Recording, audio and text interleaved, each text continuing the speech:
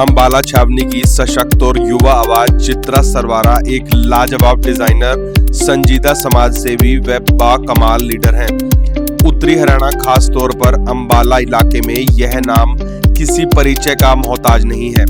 उनके पिता और पूर्व मंत्री निर्मल सिंह मोहड़ा की राजनीतिक विरासत को आगे बढ़ा रही चित्रा का समाज सेवा में भी कोई सानी नहीं है। संघर्ष की पगडंडी पर चलते हुए निरंतर अंबाला की जनता के लिए काम कर रही हैं। चित्रा सरवारा आज यह नाम महिलाओं और युवाओं में किसी पहचान का मोहताज नहीं है।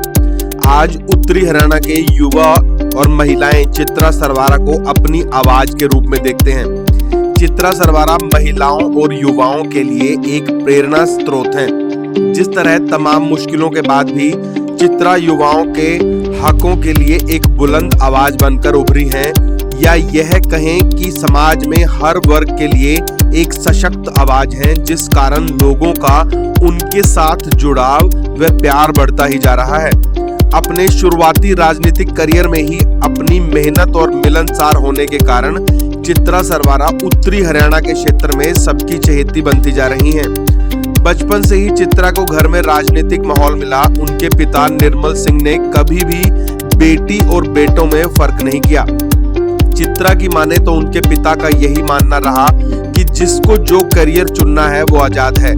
यही वह वजह रही कि बेटों के समर्थन से निर्मल सिंह ने अपनी बेटी चित्रा को राजनीति में आगे किया। सबसे पहले चित्रा ने साल 2013 में राजनीति में कदम रखते हुए अंबाला नगर निगम का चुनाव लड़ा। खास पहलू यह है कि आजाद उम्मीदवार के रूप में ताल ठोकी और भारी मतों से विजेता बनने में कामयाब रही। चित्रा द्वारा अपने वार्ड में किए गए विकास कार्यों को आज भी वार्ड के निवासियों द्वारा याद किया जाता है। अंबाला छावनी के नगर निगम में चुनाव जीतकर अपने राजनीतिक जीवन की शुरुआत करने वाली चित्रा आज उत्तरी हरियाणा की सभी विधानसभा सीटों पर अपना प्रभाव रखती हैं।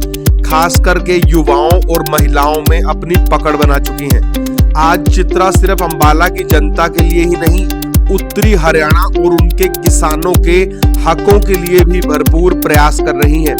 चित्रा को बच्चों से एक खास लगाव है और महिलाओं और बच्चों से जुड़े जागरूकता और सशक्तता के कार्यक्रम भी वे करवाती रहती है।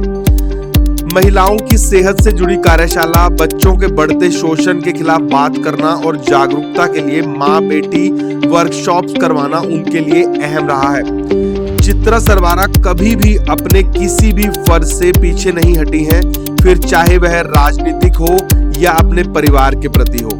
चित्रा का बेटा जब 6 माह का था तब वह लीवर की समस्या से जूझ रहा था। तब चित्रा ने एक माँ का फर्ज निभाते हुए अपने बेटे को बचाने के लिए अपना लीवर भी डोनेट किया। चित्रा और उनकी टीम के साथियों द्वारा समय समय पर विभिन्न रक्तदान शिविर का आयोजन किया जाता रहा है।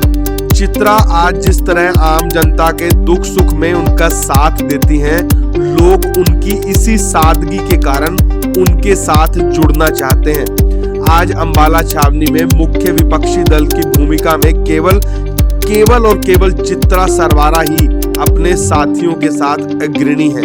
आज चित्रा अपने साथियों की टीम के साथ कंधे से कंधा मिलाकर राजनीति में उत्तरी हरियाणा के मुद्दों को सत्ता पक्ष के समक्ष रख रही हैं। चित्रा सरवारा ने कोरोना काल में जरूरतमंदों की मदद करने के लिए काम किया।